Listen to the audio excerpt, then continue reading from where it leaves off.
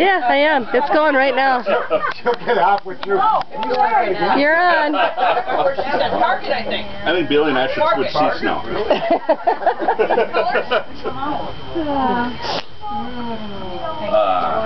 I'm trying to remember where it started. On a date. Yeah, so, where else would it start? It's one of the first times I was out at the farm, out here. You have a big family to... I grew up in Leave It to Beaverland. Seriously, Warden June Cleaver. And you know what, even the Sidewalk, walk to school. Cupcake? You know, all that... Neil? And, so I wasn't real familiar with the country stuff. Yeah, I've been to the country, but not living there. And, the grant writing. came out here, I was pulling up the driveway, and I think Julie was in the car already. And there were cows out here, there were a couple cows on the street, and the corn was probably late August, so the corn was real high. And cows are all out. It was like, oh, we gotta get the cows.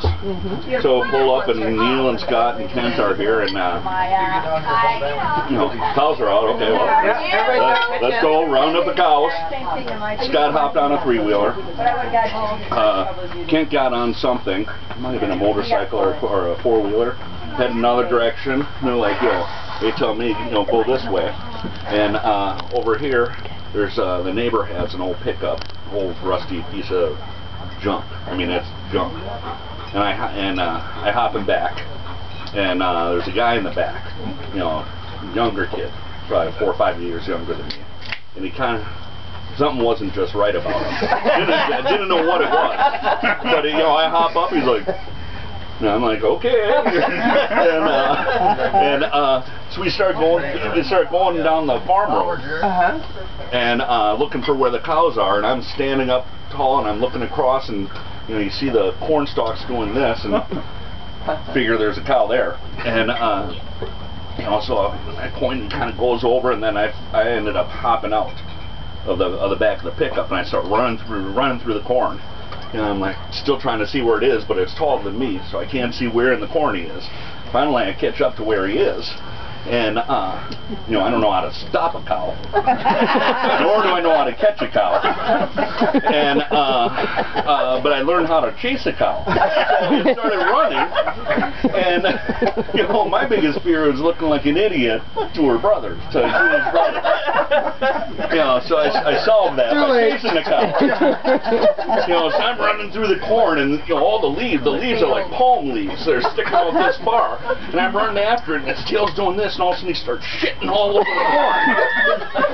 And you know, the shit's coming down, it's catching on the leaves, I'm going through it, and I'm getting covered, painted. And I'm running through this, and I just keep on going, chasing this cow. And I'm trying to, you know, I'm not catching up to it. It's faster than me. It goes this way, and I'm like, so I went to the back of the farm road, or the field road, and finally catch up to the pickup, and then hop back in the pickup, and we're going again, and I'm still covered in shit, and he starts going, and I bang on the roof again, and I'm like, he's over there, and you know, the guy's driving, and he's bouncing on the farm road, you know, and he's not listening or doesn't hear me, and I'm like, he's over and my mouth is wide open, and a grasshopper flew into the back of my throat. Not bigger yet. She's like this big. It's a Jurassic Park grasshopper. But those grasshoppers, if you ever look at their feet, they've got hooks on them. And so it lodges about here. And I'm like, and I go like this, and it goes, back legs. And I can feel it coming out of the back of my throat. And I'm going, and I'm going to the guy next to me in the face. And I'm like, and I'm trying to reach in, like I have my hand up to my wrist is in my throat, and I'm trying to pull this thing out. And the hook's still full. There's nothing to drink. I would have ate a squirrel. jam that thing down my throat. And it's going down, and finally, it's like 2 minutes. I'm turning purple because I couldn't breathe. Every time I breathe, it's... And then finally it goes down. And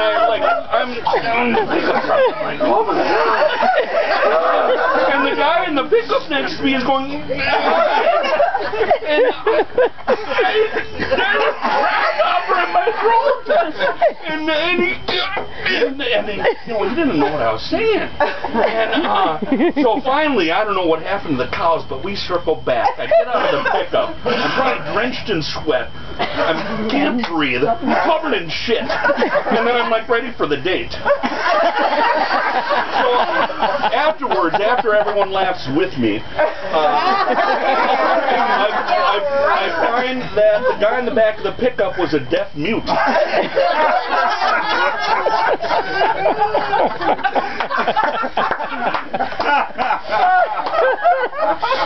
And that was the first instance where I came out here.